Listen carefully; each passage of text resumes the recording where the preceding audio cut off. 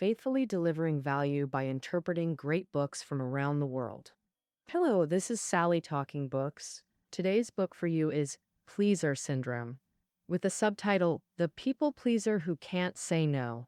Pleaser syndrome, simply put, is what we often call people-pleasing personality. The author, Harriet Breaker, believes that if a person always puts others' needs first, never says no to anyone, constantly seeks approval from everyone around them, and this compulsion has severely impacted their life, they can be considered pleaser syndrome sufferers. Strictly speaking, pleaser syndrome isn't a disease, but a behavior habit formed over time.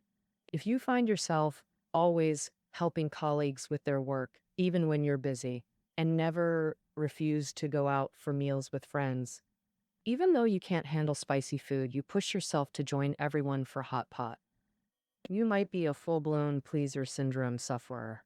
The author, Harriet Breaker, has 25 years of experience as a professional clinical psychologist and management consultant.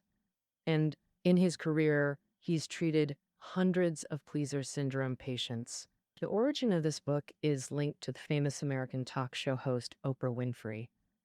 In 1999, Harriet Breaker appeared as a guest on the Oprah Winfrey Show, and Oprah told him she's also a pleaser syndrome sufferer, long-term suffering from pleaser syndrome. First, she suggested Harriet Breaker write a book to rescue pleaser syndrome sufferers, and that's how we got today's book, Pleaser Syndrome. Today, I'll mainly break it into two parts to interpret this book for you. Part 1. What types of pleaser syndrome sufferers are there? What makes them force themselves to please others? Part 2. How to get rid of pleaser syndrome. All right, let's start with part 1. To talk about the types and reasons for pleaser syndrome sufferers. Pleaser syndrome sufferers can be divided into 3 types. The first is cognitive pleasers. This type of pleaser has some mistaken thoughts in their mind. Guided by these mistaken thoughts, they engage in a series of people-pleasing behaviors. Cognitive pleasers have a very common mistaken thought, which is should thinking. For example, I should meet others' demands and expectations of me. I should take care of everyone around me, whether they ask for help or not. Another example is others should appreciate me, like me after all I've done so much for them. Others should never get angry with me because I've been working so hard to make them happy. People who always think this way are usually perfectionists, setting impossibly high standards for both themselves and others. When these expectations aren't met, they feel deeply frustrated and self-blaming, so they compulsively please others to maintain control. The most toxic form of should thinking is I should be a good person. Being good isn't the problem. It's the extreme fixation where good means never refusing, never showing anger, and suppressing even critical thoughts about others. They force themselves to fulfill every demand while expecting praise and loyalty in return for their goodness. The moment someone shows disapproval or considers leaving them, this compulsive people pleaser assumes they've failed, doubling down on appeasement. Thus, they become trapped. Beyond shoulds, cognitive pleasers falsely equate self-care with selfishness. Many pleasers see only 2 options: complete selflessness, prioritizing others' needs above all, or utter selfishness, putting themselves first exclusively. They view these as incompatible extremes with no middle path. Selflessness or selfishness, the latter deemed morally unacceptable. Since selfish means being disliked, they desperately choose selflessness. But pleasers miss the vast spectrum between these poles. The author calls this middle ground enlightened self-interest. Enlightened self-interest means prioritizing your needs at times while simultaneously considering others' welfare. This balance appears everywhere in life, like a mother who must care for herself first to properly nurture her child. Firefighters must first take safety precautions during a fire to protect themselves before rescuing others. So, prioritizing your own needs isn't selfish. It's essential. That covers the two mistaken thoughts of cognitive pleasers. The author believes these mistaken thoughts don't come out of nowhere. They're usually linked to one's upbringing and family education. For instance, a child who's overweight or has flaws fears rejection and thinks being nice and accommodating will win approval. This mistaken belief carries into adulthood, forming a people-pleasing personality. Now that we've covered the first type of pleaser, cognitive, let's move to the second type, habitual pleasers. Cognitive pleasers act consciously, guided by specific thoughts. Habitual pleasers, however, act unconsciously, almost addictively. We all want approval and to be liked. But for habitual pleasers, approval is like air. They can't live without it. Thus, they constantly sense others' needs and fulfill them to gain approval. Why do habitual pleasers crave approval so much? The author believes people learn to be pleasers from their environment. This learning comes in two forms. First, role modeling. Pleasers imitate others' behaviors and internalize them. Parents are key models, a child seeing them never say no and always fulfill others' needs. Relatives reinforce this by praising the parents as good people, making the child believe it's right, so the child imitates and becomes like them. The second form is positive reinforcement through rewards. Positive reinforcement means getting praised when you meet parental expectations. And if you don't perform well, you'll face punishment, what we call conditional love. It's not that parents don't give love, it's that their love always comes with conditions. For example, if you're obedient, you'll get rewards and praise. If you get good exam scores, you'll also receive praise. But without meeting these conditions, you won't feel your parents' love. So, to earn parental love, children strive to meet these conditions. This positive reinforcement easily molds them into pleasers. The author gives Samantha's example in the book, a classic case raised on conditional love. As a child, if she got high scores or acted obediently at family gatherings, her dad would say, "Good girl, we love you." But if she didn't clean her room or failed to immediately greet guests with a smile, her dad would ignore her, sometimes for days.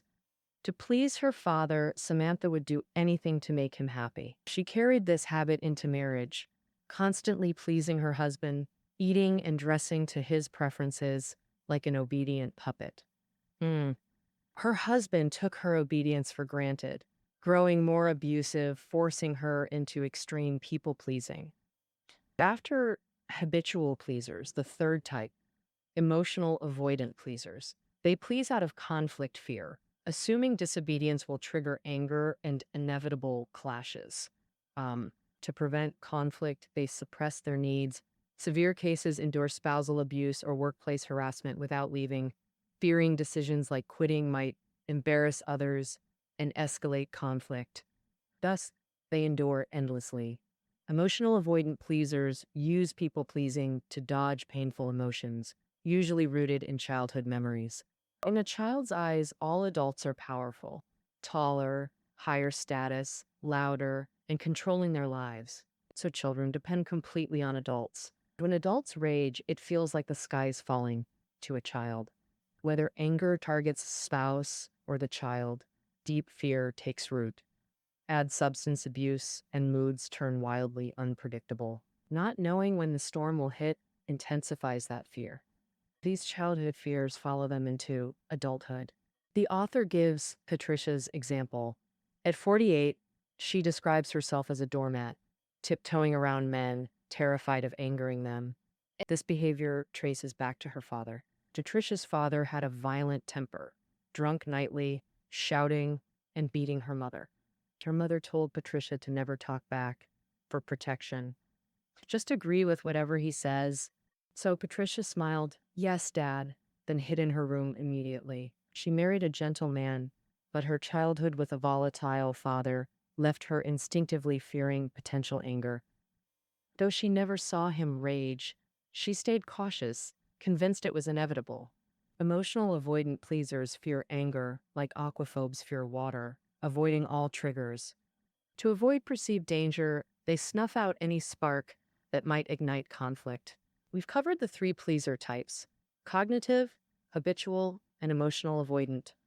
Cognitive pleasers have deeply ingrained mistaken thoughts, like should thinking, I must be good, and self care is selfish. Habitual pleasers crave approval addictively. To gain praise, they'll please others at all costs. The last type is emotional avoided pleasers. They please out of fear of anger, believing disobedience will trigger extreme rage. To avoid confronting anger, they choose to please. But real life pleasers are rarely pure types. They're usually mixes of one, two, or all three categories. That concludes the three types of pleasers. Now, part two: how to overcome pleaser syndrome and stop being a pushover. The author proposes a 21-day plan. I've distilled it into four key methods. First, learn to say no, the most crucial step in recovery. Pleaser's core problem is automatic yeses, even when screaming no inside. So, step one: buy time. Delaying responses helps regain control. If asked via phone or WeChat, hold on, let me think. Can I reply this afternoon? If asked in person, create space to step away, like getting water, using the restroom, or faking a phone call. This sounds simple, but suppressing yes requires immense effort for pleasers. Prepare a delay phrase list. Keep it visible and review often for instant recall. Step two: resist persistent pressure. After delaying, expect continued pressure. Demands for immediate answers will follow. Enter the broken record technique. Like a skipping record, acknowledge their feelings, show empathy, then repeat your delay phrase. For example, a friend calls saying, I need a favor. Can you come support me at this important dinner this weekend? I really need you. Using the delaying tactic, you say, I can't confirm yet, need a couple days, but they keep pressing. Can't you decide now? I really want you there. I don't know how I'll manage without you. That's when you deploy the broken record technique. Say, I know you really want me there. Acknowledge feelings, but I likely can't make it, so I need to check. I'll reply in a day or two. Repeat delay. The key is avoiding engagement with their pressure tactics. Like, can't you decide now? Responding to content risks losing control. The final step: deliver the refusal after delaying. Two refusal scenarios. First, complete inability to comply. Second, partial compliance with compromise. For full refusal, use the sandwich technique. Cushion the no between positives. Example: calling about your invitation. So sorry I can't make it this time, but I hope you'll think of me next time. Or, you're a great friend, but I can't help with this. If I could, I would. I know you understand. The sandwich makes refusals firm yet kind. For partial compliance, offer alternatives. Use the reverse sandwich for compromises. Reverse sandwich wraps compromises between two negatives. First layer: tell them you can't accept their request. Second layer: the good news, you have a compromise. Third layer: make clear this is the only option. Take it or leave it. Back to the dinner example. You have another lunch engagement nearby. You could drop by near the end. Use reverse sandwich. I know you want me there the whole time, but I can only come near the end. If that doesn't work, I'm afraid I can't make it. The reverse sandwich lets you propose solutions without backsliding into people pleasing. Let's review saying no. Step one: buy time. When asked for favors, delay responding to regain control. Step two: resist pressure with the broken record technique. Step three: refusal. For full refusal, use sandwich technique, kind but firm. For compromises, use reverse sandwich to state terms clearly. That covers our first method, learning to say no. Now for method two: fixing should thinking. Some pleasers are trapped by thoughts like, I should always meet others' expectations. This mindset forces impossibly high standards of self-sacrifice. To change this, we must rewire their thought patterns. For example, replace I should always meet others' expectations with, if I choose to, I can meet expectations of important people. This creates flexibility. Adding qualifiers like if I choose and important people builds selective control, not blind obedience. The third method to overcome pleaser syndrome is self-care. Pleasers always prioritize others' needs before their own, rarely truly addressing their inner needs. In short, we must change the habit of people pleasing. Start by learning self care. Create a My Fun Activities list in your journal. Include at least 20 activities that bring you joy. List simple pleasures like meals with friends or badminton games, plus extravagant treats like hot air ballooning in Turkey or London theater shows. You design this list. What matters is following through. Do small things daily and tackle big plans every 6 months or year. Gradually, you'll prioritize your happiness over others, weakening people pleasing habits. The fourth method, redefine yourself. Pleasers obsess over their good person label. They become overly cautious, nearly abandoning their individuality to maintain it. But everyone is multifaceted. Pleasers just fixate on one label. So tear off that good person tag and discover your diverse self. Problem is, long-term pleasing has blurred their other traits. They must redefine themselves, a collaborative process with friends. First, write 10 words describing yourself on paper. Exclude good person. Then ask friends to describe you in 10 words. Compile these. You'll discover you're also interesting, hardworking, sensitive, and more. Pick favorite words and strive toward them. Slowly, you'll see people like you for humor, logic, and charm, freeing you from good person obsession. That's all for this book. I've mainly explained the 3 types of pleaser syndrome and how each type forms: cognitive pleasers, habitual pleasers, and emotional avoidant pleasers. To cure pleasers, we introduce 4 specific methods: learning to say no, fixing should thinking, self-care, and redefining oneself. I hope these methods help you overcome pleaser syndrome and live better according to your own wishes. Okay, please syndrome. That's it for this book. Reading notes are below the audio. See you tomorrow.